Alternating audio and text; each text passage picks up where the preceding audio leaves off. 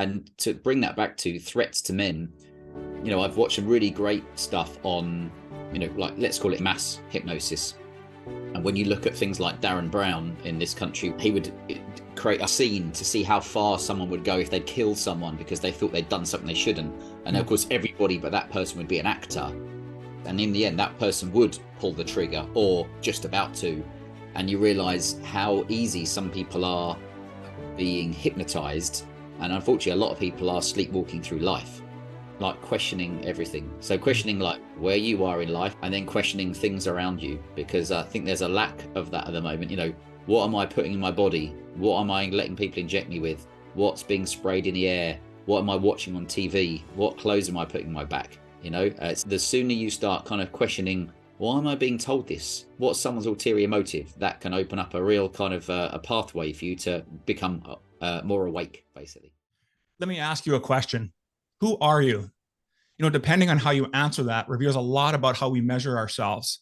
And if you're like me, many times the first thing out of my mouth will be something about a profession or a career. But then if I take time to think about it, things like fatherhood, husband, and mentor might come to mind. Notice how I've yet, though, to mention the parts of me of what I don't care to reveal. Those parts like where I'm a judge and jury, where I'm anxious and I'm fearful. See, these are also parts of who I am. And yet for me to be a whole man, I must be prepared to accept and integrate all of me, and even the parts that I don't like. And today my guest shares with us how he is guiding men to be whole and complete. But before we get into all that, I just want to remind you, if you're interested in raising your standards as a father, a husband, and an entrepreneur, then I encourage you to start your hero's quest. In this program, you will discover more about yourself, accomplish more, and develop more than you have in the next 90 days and you have all of last year. And you can get all this information at the Awakened Man Training Academy at members.theawakenedman.net. And with that, let's get on with today's episode. The average man today is sleepwalking through life, many never reaching their true potential, let alone ever crossing the finish line to living a purposeful life. Yet, the hunger still exists, albeit buried amidst his cluttered mind, misguided beliefs, and values that no longer serve him. It's time to align yourself for greatness. It's time to become a revolutionary man. Stay strong, my brother. Welcome, everyone, to the Revolutionary Man podcast. I'm the founder of the Awakened Man movement and your host, Alan DeMonso. So let me ask you a couple of questions. Who are you? And what are you leaving out about who you are? Getting to know our true selves is both an inside job, along with an ascension process and a descension journey.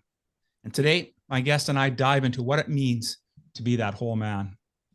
Allow me to introduce my guest. Anthony Asbury has spoken to companies like Spotify, Barclays Bank, Daily Mail Group, Credit Suisse, Domestic and General, Lloyds Bank, and plenty more. He's also the founder of the Whole Man Academy, an organization that started in 2018 that has helped men live epic lives through powerful events, bespoke mentoring, and coaching. And he also has over 120 plus podcast episodes that helps guide this message. He also has developed a 3-day retreat to help men find more about themselves. He's also created a 1-day reset morning routine and the Energy Protocol online course for professional men who want to recharge their biological batteries. Welcome to the show, Anthony. How are things today, my brother? Thank you. That's a great intro. And as a fellow podcaster, I'm always interested to see how podcasts start, because some people just roar off, others give a good kind of like yourself. And I've done it sometimes where I get halfway through and then I cock it up and I'm like, shit. So hats off to you already for that. That was impressive. But how am I? Well, your listeners won't know, but we had our third baby last week, or I didn't because men can't have babies, but my partner Emma did. And so this last week of, having a newborn is kind of, it's beautiful because you just got to spend a lot of time watching them basically sleep on your chest and do stuff like that, which is nice. And excited to be speaking to you today about men's stuff. Oh, outstanding. Absolutely. So looking forward to it. I can remember both my boys are into their 30s now. And so it's been a long time since I've had that feeling. I said that, but now I should back up a bit. Our grandson's coming over tomorrow and he's 4. So maybe I haven't had as much of that, but it's nice to see the little pitter patter of feet around the home again. As I was saying in the beginning, in the intro there, Anthony, in our work here at the Awakened Man, all of us are on our own hero's quest, our own hero's journey. So my first question for you is to tell us about a time in your life when you knew things had to change. What did you do about it? How did that experience shape you into the man you are today and the work that you're doing?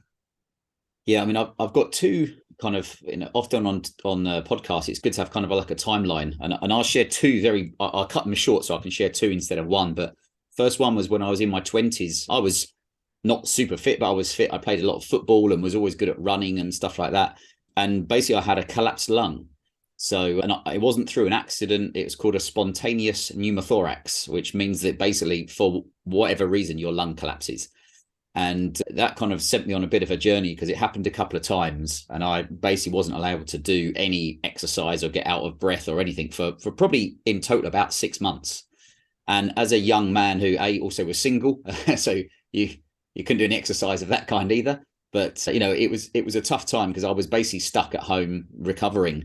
But what that did was give me two things. One, when I got back to full fitness, it gave me new appreciation for football or just sport. But for me, it was running back on that pitch. And, I got told at one point I might not play to a high standard again.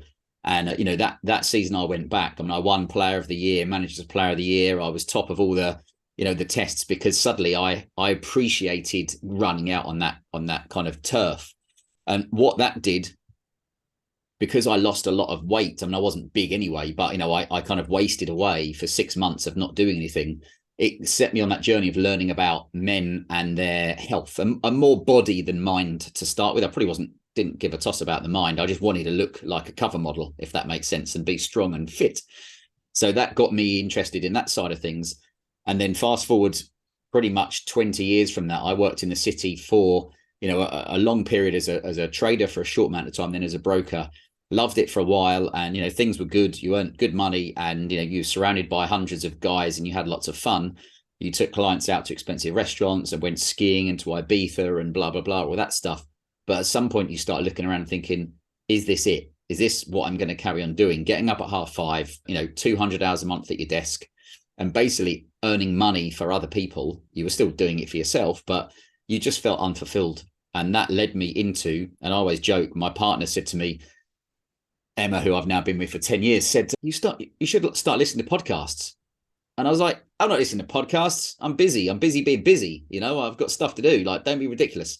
And it turns out she was right, because, the first two podcasts I listened to, that's the first time I heard the words Tony Robbins and personal development, pretty much. And that started me off on the path of realizing I could leave my, let's call it 6-figure salary and, desk job to go off and do something more fulfilling. And now I'll pass it back to you. So that's my two. Yeah, I love that. And a couple of notes here. I'll be taking lots of notes as I normally do, so don't mind me looking down here. But I was just a couple of notes I just made. There was just the appreciation that we get when something happens in our life, and that's why I always like to start off the podcast with having guys share this part of their story, because I think we tend to forget the appreciation and the gratitude for the things that we have until something tells us that maybe we can't have that, and for you as a medical condition. And then when we realize that, just how much stronger we come back, because now we can actually start to work with that energy. And the other piece I made a note is just, I was the same way a few years back, and my wife would say, well, you should listen to a podcast, or I talk to my buddies and listen to a podcast. I'm not spending any time listening to podcasts. I got to tell you, I have a 45-minute commute every day. And that's what I listen to. There's a dozen or so podcasts that just rotate through my phone. And what a great way to learn about lots of different topics. And while we're talking about men's work today, there's lots of things for us to learn. You can learn everything from health and wealth, financial building, parenting, you name it. It's out there if we're willing and prepared to make use of that time that we think we don't have in our day. Yeah, we've not got an excuse anymore. We're not short of resources, and most of them are free. So, people, you've just got to put in the hours. I always say, your personal trainer can't do your press ups for you, much as no one can do your personal development for you. You've got to put in the hours to listen to stuff and hopefully kind of apply some of it, Absolutely. And then that's all it takes, is to put something into action. It doesn't necessarily mean to do all of it, but to put something in action. But let me ask you about that. So what was your biggest challenge that you had to overcome transitioning from this 20-year career? You're on the trading floor, you're doing trading, it's intense work, lots of energy. But what was that like for you to transition from focusing on that kind of work to then building the Whole Man Academy? I think, two things. One of the big things was kind of fear, and that could be all encompassing, because fear, because when you earn, I mean, some people, I know people that, are billionaires, and I know people that are on the minimum wage. So I always say, I don't care what you drive, where you live, what you wear, what you do. It's about who you are. That for me is like, do I want to hang around with you? I don't give a shit about what else someone's got.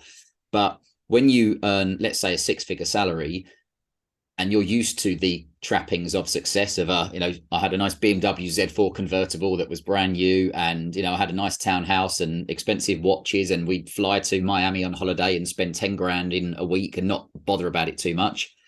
But then the fear of like, what if I can't do that stuff again, was one of the things to me, because it's not about what if I can't do that. It's like, what will people think of me if I'm not the person that I was, And that's where I look back at, soldiers that leave the forces, and, for them, they might be called a hero. And then when you leave, you're just back to you, and you're not that person anymore. You're not what your role is. So fear of that was one for me. And I think the way I overcame that, I actually got myself a coach. So you can't, I do coaching and mentoring, and quite frankly, it's quite simple when you know how, because people don't need high level strategies. People need accountability, focus, and some support, to sometimes just bounce ideas off. But I paid, a good amount of money, and had, I think, about 24 coaching sessions from 2 different women who sometimes would just say, right, what's going on? And I'd be like, I'm thinking of leaving, but I'm, so scary. And they'd future kind of, how can I put it? They'd say to me, listen, you can carry on doing what you're doing, but how do you feel if you're still here in a month or a year or 5 years? And a month wouldn't seem that painful, but a year, you'd be like, oh, I can't do this for another year. Well, you better do something about it. And that for me, that's how I overcame the fear. So fear was the thing, but overcoming it was, was priceless, to be honest. And to be honest, the other thing was, I didn't know exactly what I wanted to do.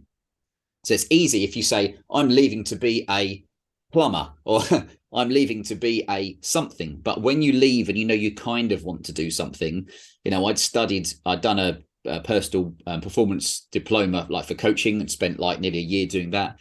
And I'd went and got all my like fitness and sport kind of accreditations, so I could officially help, I could talk about it and not just be like, oh, I read it in a magazine.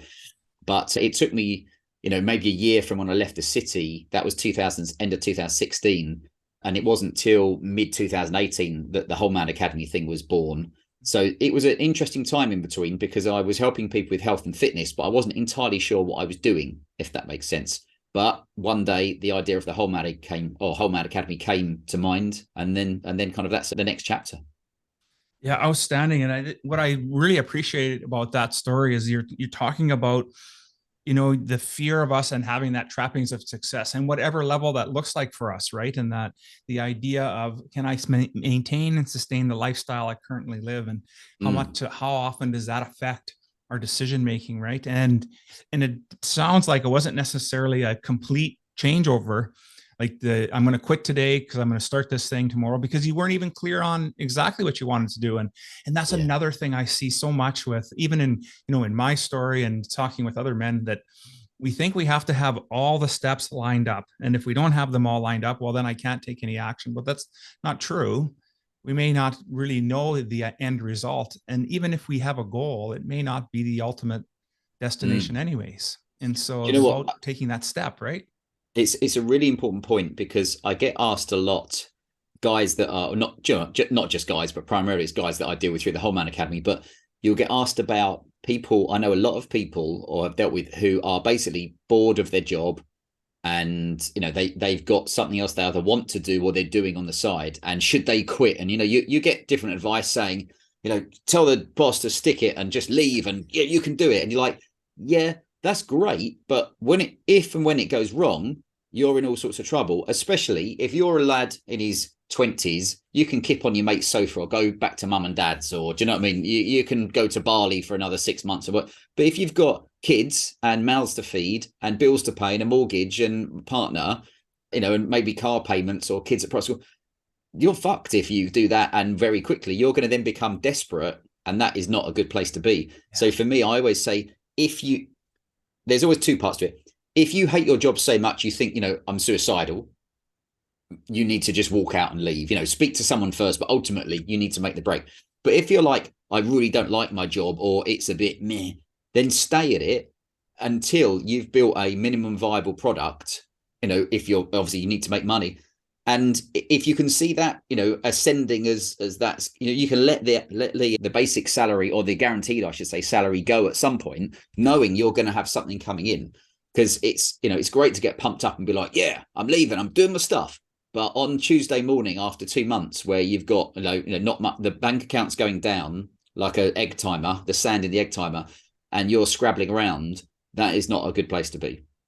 Yeah, absolutely. And it just harkens back to when I was getting my coaching certification, and I had a chat with my mentor, Abe, and his story is similar to what you're saying as well. Like, he spent 5 years transitioning from his day job, building a minimum viable product to the point where he could now leave that profession he was doing to take on the work full time. And then and from there, he became the president of the Canadian Coaching Federation. He just started his own brand of flourishing coaches now here. And it's just, I'm sure if I was to ask Abe today, where he thought his life would end up, he'd be saying, not really. Yeah. He just knew he liked to do something of service, to be of service.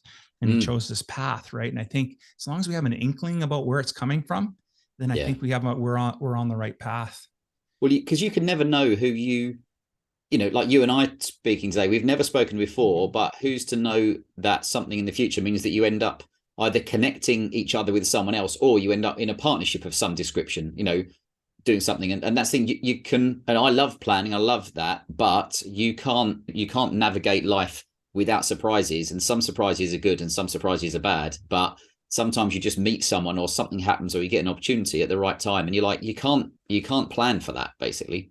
No, absolutely not. And what we can do is be open and ready to receive that, right? And I call that being, conscious of my intuition, when that little voice that says, "Ooh, maybe I should do something," right? And or pick a certain just how we met was through a different interviewer. I had somebody else on my podcast, and this gentleman said, have you ever heard of this Anthony guy? He said, nope. What's he all about? And sent me a link to your information. I just thought, well, this is outstanding.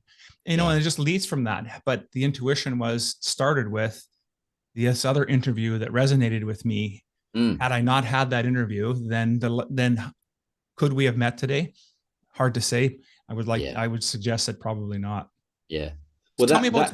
Go ahead. Well, I was going to say that links into, and I'm guessing your next question would be about the Whole Man Academy. But one of the big things there is that's what podcasting gives you is, let's say I've interviewed 125 guys, for argument's sake. If each of those guys, I then said, can you introduce me to 2 people in your network that you think were great? Suddenly you've exploded your network without having to spend any money, go anywhere, do much, create much effort or, kind of momentum towards it. And suddenly those 300 men, if you ask those 300 for one more, you go to another, suddenly you've got 600 men. Yeah. So we'll get onto the Whole Man Academy, but that's the great power of podcasting as well. Absolutely. And I found that so much to be so true in this. And I'm so grateful that to have come from the point of what is a podcast, listening to it, to now actually hosting one and getting opportunity to meet some amazing people. And it's always a learning experience for me. I don't know if that's the same experience for you when you're doing your podcast, but I always find there's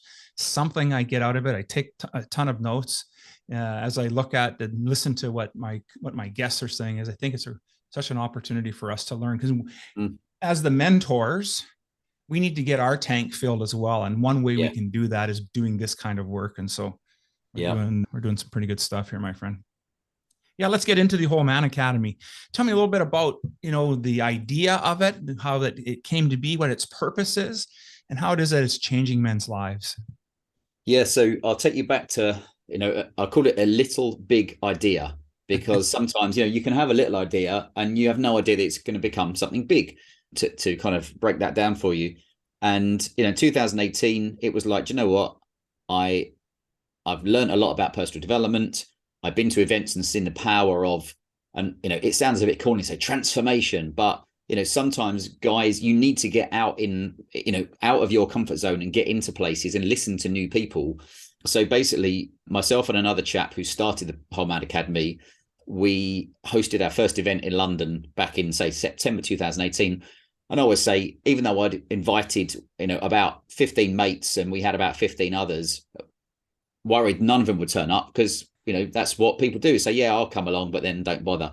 But thankfully, 25 men-ish, or 24, 25 men, came in through the door, had a couple of speakers, really good day, important parties, really cool venue. So not some crappy hotel room that's a bit soulless, that's a bit cold and you feel like you need a hoodie with sticky carpet. It was a cool, you feel like it was a Soho House Group, one of their places. So it, very Chesterfield sofas, bit of paneling here and some interesting kind of stuff around. And just it was an experience, not just a event, if that makes sense. Yeah. Anyway, that was the first one. Very soon after, guys saying, when's the next one? So in 2019, hosted, I kind of forget, but about 8 or 9 events in London, some evening events, some full day events. And we'd go usually for maybe at some, you go for a burger and a beer afterwards as well, which was good fun. You'd bring some speakers in, you do some exercises, a bit like a wheel of life or something like that. Nice. And, no pressure on anybody to do anything, but often just, connect with others. And often some good stuff happened in the breaks because guys would start chatting and etc. And we had guys there from, I don't know if you're into Formula One, don't worry, it doesn't matter if you're not, but, Max Verstappen, who is the, current Formula One world champion, it was his performance coach who we had come along and speak to us. So he dealt with Max, I think, from when he was about 16 to 18. So he would sit there and I was really interested, let alone everybody else there.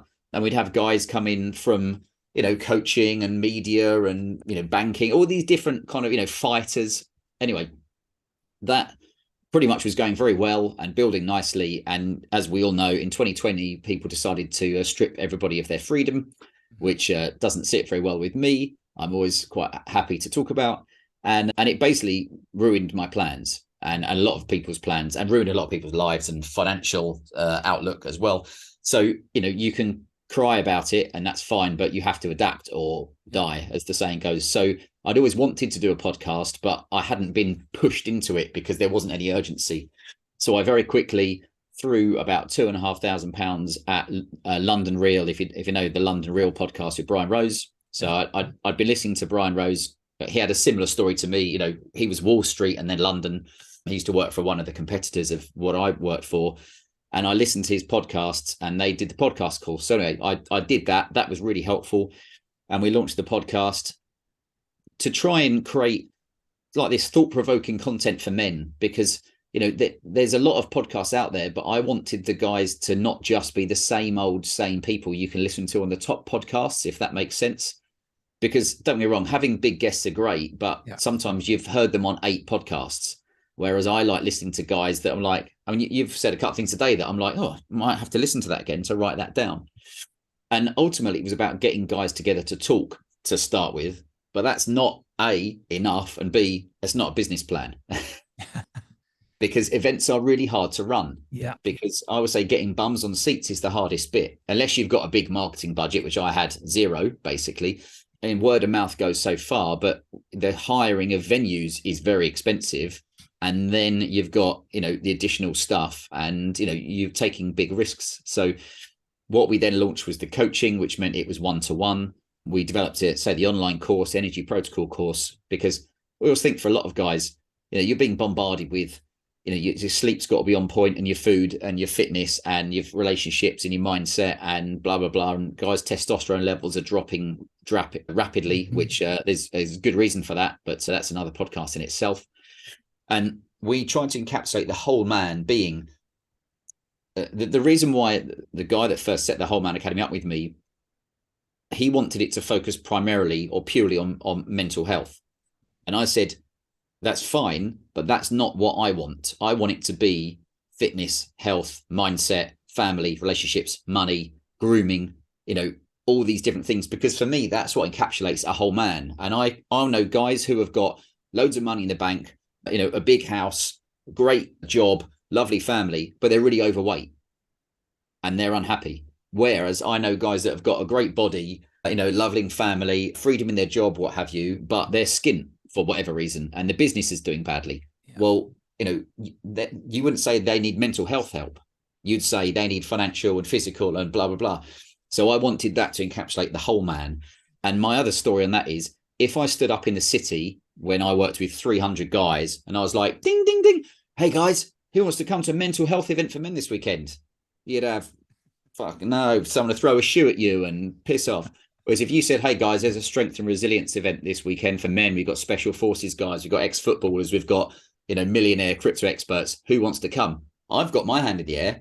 Yeah. And I created it to help me when I was 36 in the city, basically. And that's pretty much where we are at the moment. I think we're about to, or just working on launching a whole man membership so that guys can develop their network. So they're not just coming to me and me feeding stuff out. It is more of the guy knows where others live. The guy knows he can call on them and what they do and what their speciality is. Yeah. Great example. One of our previous dinners last year, which is further down the country, two of the guys sat there and found out they've been to 3 or 4 events together and didn't realize they live in the same street. And they were like, what? And it's like, no, I live there. Like, no, I live there. I live there. And I was like, listen, if we had a kind of a database of guys, you could find that there's some guys around your area or maybe your country, might not be in the UK, because we've got guys from 40 different countries that listen to the podcast. So who knows how things might develop. So in a nutshell, Whole Man Academy is about helping a guy live his own version of an epic life. Because I bet you and I have different versions of it. And mine isn't running $1 billion business and working all the hours. Mine is spending as much time as I can with my kids and family, having a bit of time to relax and doing a job I love, or, a career I love, basically. Yeah, absolutely. And we're actually not far off on that definition of epic. What I really like about what you're doing is that you're taking the entire perspective of what men, how we claim to be, who we claim to be as men. Mm-hmm. And taking and looking at all parts of it. And that's why in the introduction there, for me, as I was thinking about and looking at your work and the work that you're doing and the similarities to the work that we're doing here at the Awakened Man, is that we take it as in a similar path. And our focus is still a bit more on, while we look at the wheel of life perspective, we have a little integrity challenge that I put the guys through to give them a sense of where they're maybe lacking some area of their life. But really the focus is on helping them deal with the parts of themselves that they don't like. And when we can accept and integrate that, then it gives them an opportunity to really grow and expand as men, because we end up by projecting that part onto others and into our lives. And then we wonder why our life is the way it is. And when we can look at it from a broader perspective. So I really like the work that you're doing, very similar to us. And that's what I think is really cool about men's work, is that we all come from a little bit of different perspective. It's how the experiences that we've had in life, and that's how we end up by changing and evolving. And so tell me what's happening for men over on your side of the pond there. What's the biggest threat facing men today? And what can they do about dealing with it? The government. Yeah. Simple. Well, I say the government, I mean, depends how deep down the rabbit hole you want to go, but the government don't actually run there's 1 or 2 companies that basically own every other company in the world. When I've had great fun talking to people about that, because to use a term which is slightly condescending, but it blows people's tiny minds, because you say, like, right, name a big company, and they'll say, oh, whoever, and you go, they're owned by X and X. No, they're not. They're whoever and whoever, and you say yes, and those companies are owned by that company, and those companies are owned by that company. Oh, what about this bank? And you go, no, they're major shareholders of that bank. Mm-hmm. Oh, what about Pepsi Cola? Yes, there is PepsiCo, and PepsiCo are owned by this company. And people go, oh, right, okay. So it's a great question, and often I'll ask guys something similar, and they'll kind of not really be sure what to say the threat is, or suicide and stuff. Well, suicide doesn't just happen. Suicide comes from somewhere, and some people don't like the term committing suicide. Others would rather it be taking your own life. For me, I'm like, listen, if you're too busy worrying about what the term is, I think there's more important things than that to worry about. Yeah. But yeah, for guys, I think these are a big threat. Mobile phones, for your procrastination, for keeping it near your head, and Wi-Fi as well, for being spied on. We all know you might talk about, oh, hey, and then I'm thinking about going camping next weekend. I've never spoken about it before. And then you'll turn YouTube on and they'll be like, camping gear. And you go, is it? What? So yeah, for me, the biggest threat is the powers that be, or as one of our second most popular ever podcasts is a guy called Neil Kramer. And if there's only one podcast out of all ours that I suggest people listen to, it's that one. And people come back and say, fucking hell, I had to listen to it twice. It's that good. And not because it's me, it's because I just ask some questions and let the guy talk. But anyway, he calls it empire. And empire, kind of encapsulates what the problem is at the moment. I mean, in the UK, our NHS is being slowly destroyed. You can argue whether it's deliberate or not, but people are waiting 12 hours in accident emergency now. In some places, that's their average waiting time. In some places in the UK, considering how much tax we pay as well. Yeah. You've got the oil prices and the petrol prices, which were put up artificially. And when the prices drop down, they don't drop down for the consumer or the end consumer. And I worked in carbon emissions broking for 8 years, and energy trading. So I'm not an expert, but I know a bit. Look at the food that people are eating. The quality of it is really poor, and what it's wrapped in and what it's sprayed in. You look at the chemicals that are surrounding us in the house and in the your mattress, what's that made from, and the chemicals that people put on their body through the moisturizers and everything. Yeah. I mean, it is a big onslaught, but it's a silent one generally. The other one, of course, to go down the rabbit hole, is of now the agenda of confusing people about their sex. So it doesn't work to try and confuse adults, but if you try and confuse children at school, then in 5 or 10 years' time, you're going to have a lot of people that don't know if they're Arthur or Martha. Yeah. And that is knowing people who have got kids. Thankfully, our kids, don't go to school. We call it home educated because we're not trying to replicate school at home, right? Which is a challenge in itself. It's not easy, but it'll be rewarding. But, we know people now that have got kids at senior school that are just coming back and, it's not a technical term, but just being like, what the fuck are they being taught? Yeah. Like about white privilege, about the fact that they're racist and they don't know it. And they've got to be allies to anybody that decides they can identify as a penguin or a cat or God knows what else. Yeah. And you have to ask, or when you do bother to look at where does all that agenda come from, if you trace it back, it's not very nice people. And they don't have a great deal of, they're not doing it for the care of the children to be enlightened. They're doing it for slightly sicker, nefarious purposes. But again, that could be another whole hour's conversation. Yeah, absolutely. And thank you so much. What a breath of fresh air to really talk about the big picture of what men are faced with, because it's one thing for us to deal with, like you said, considering taking our lives, the challenges that we're faced, but it stems from somewhere and we don't have enough of these conversations. And what I really like is I listen to Andy Frisella's podcast, and Andy's really famous to say, our rebellion is to become excellent at who we are, is to just excel and get better, and to recognize that if we don't understand what's happening, the macro and microeconomics around us, then how can we be men to lead our families and our communities if we're just going to stick our head in the sand and not understand what's going on?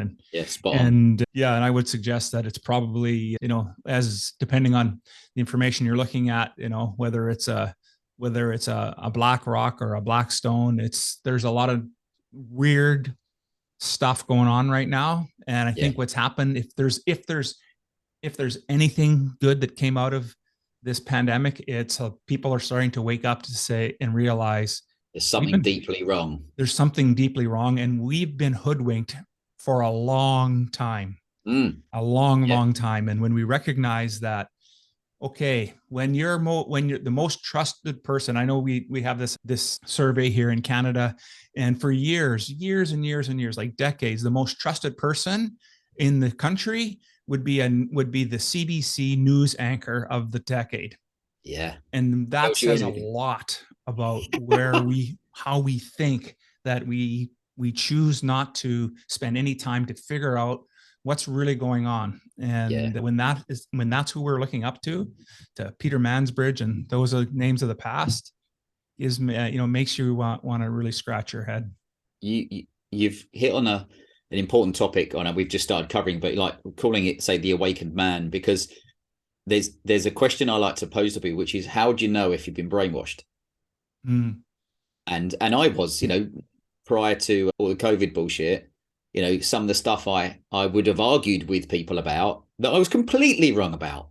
I didn't have a clue what I was talking about, but because I watched the news and I'd read the Daily Mail, I was like, I've read it in the paper. I know what's going on.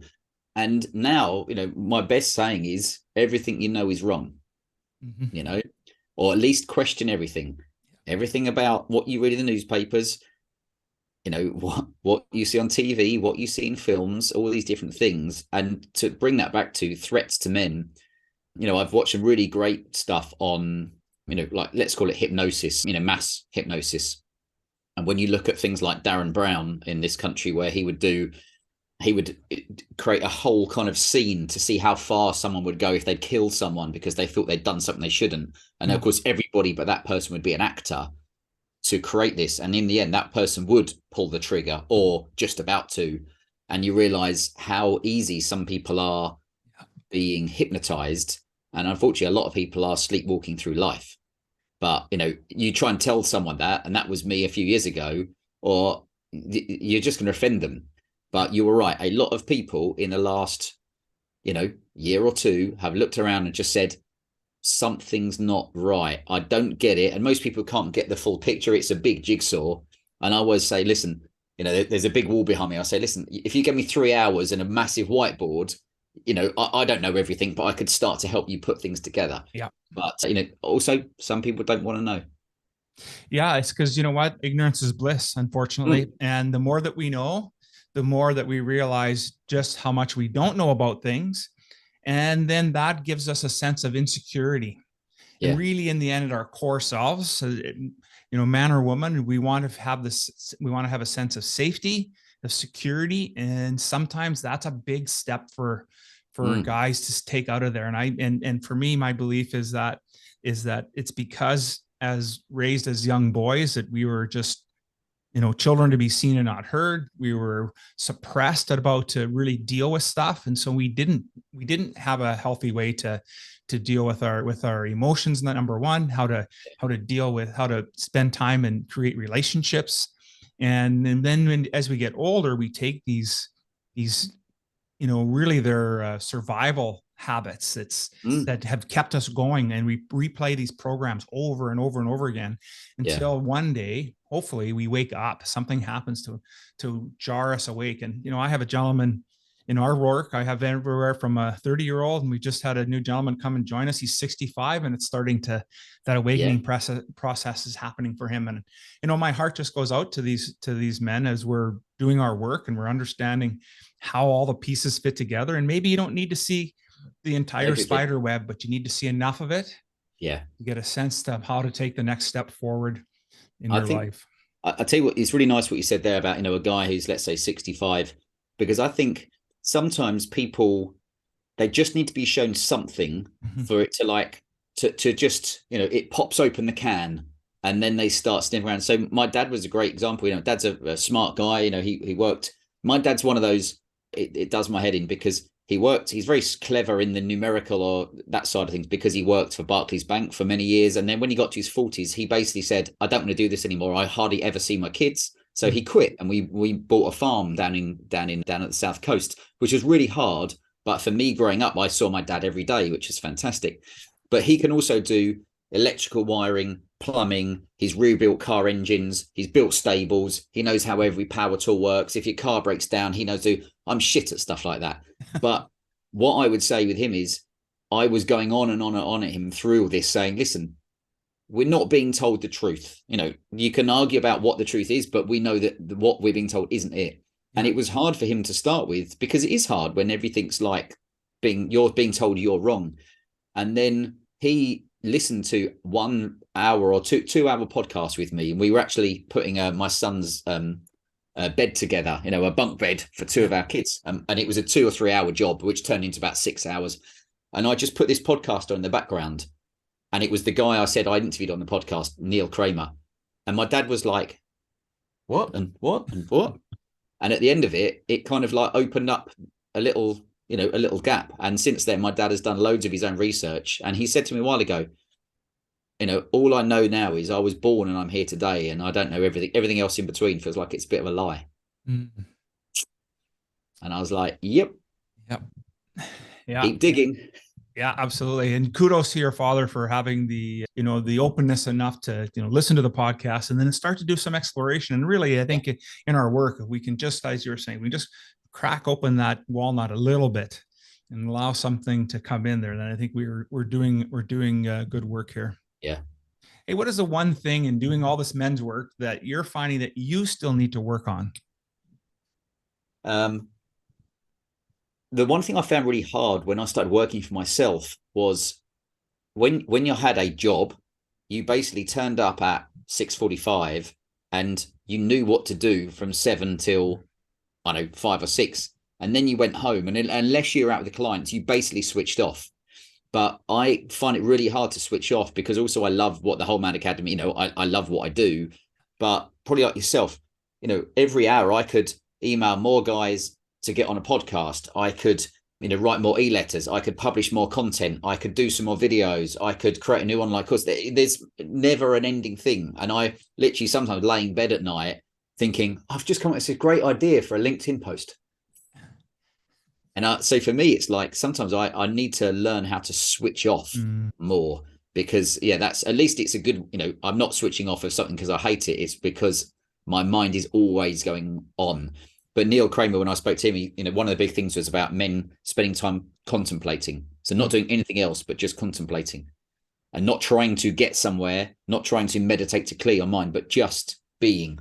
And I was like, that's hard, especially when you've got 3 kids now. Yeah, absolutely. Absolutely. That's a great answer. I find the same thing as well, to be able to shut it off, right? Because I'll be same thing. And I'm a bit of a night hawk. And so I like to stay up a little bit later. And that's normally when I have my creative juices going. And I just know that when I come into the home office here and I sit down at the computer and start typing away at something, that 2 hours it just goes. Yeah. And it's like, oh, well, I guess it's 1 o'clock in the morning. Maybe I should go to bed. Yeah, go to bed. Yeah.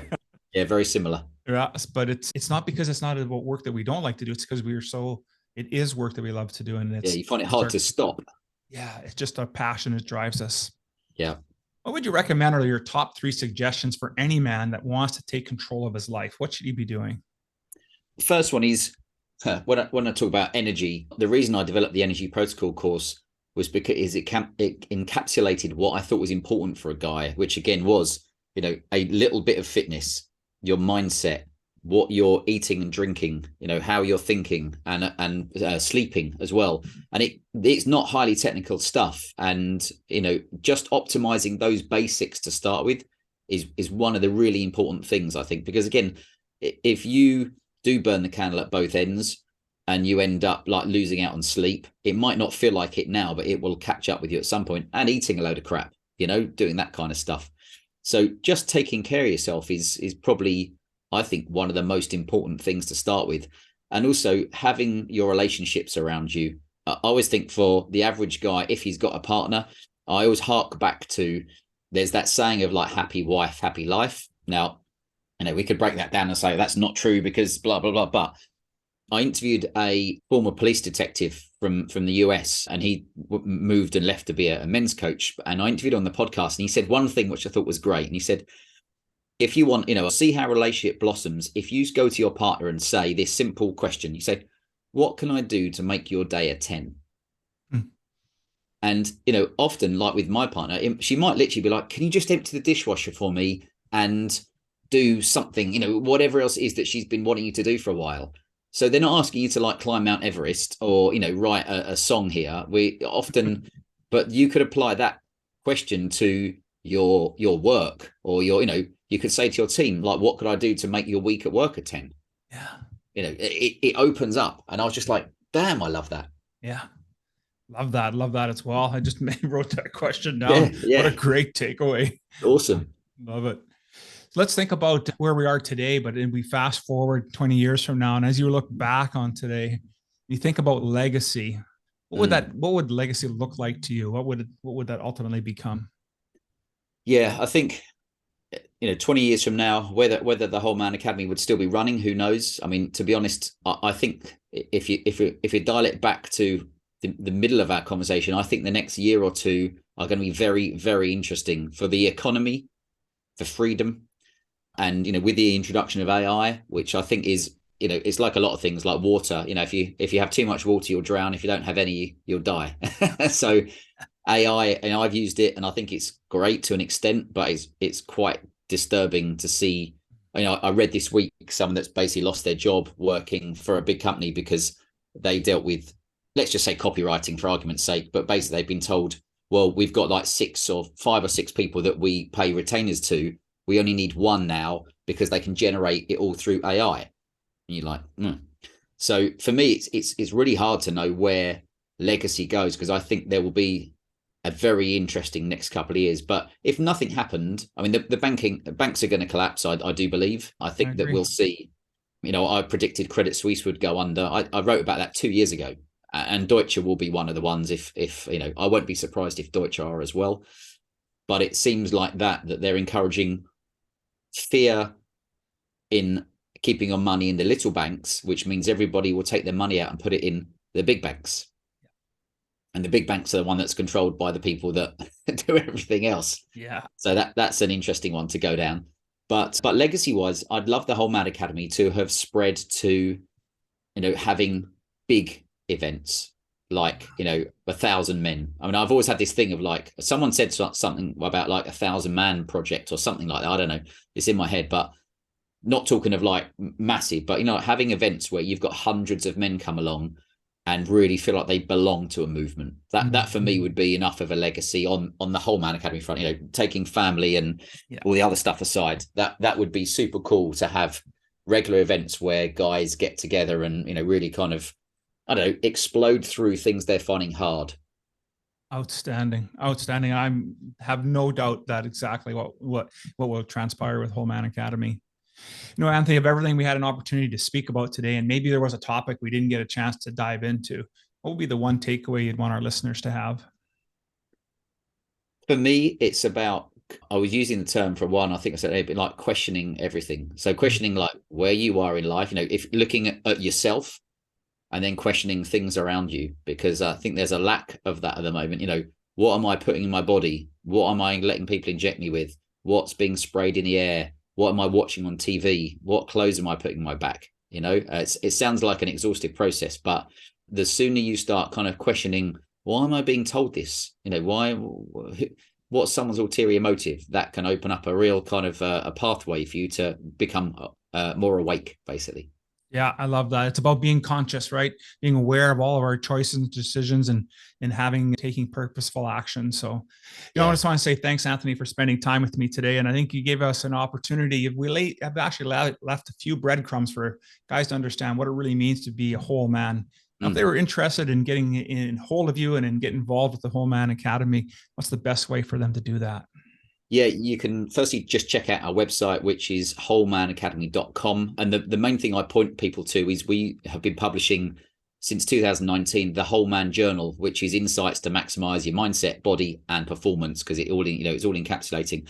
And basically, you could just sign up for that. And there's hundreds of guys across the world, professional men who read it, enjoy it, email me back, sometimes say, hey, I'm implementing this or that or whatever it is. And that's always nice when you get that feedback that you're helping people basically, live their own version of epic life. So yeah, head to the website or go and listen to the podcast.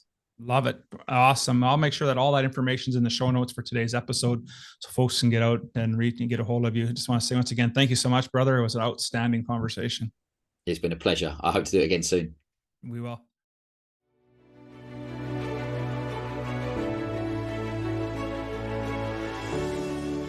Thank you for listening to the Revolutionary Man podcast. Are you ready to own your destiny? To become more the man you are destined to be? Join the brotherhood that is the Awakened Man at theawakenedman.net, and start forging a new destiny today.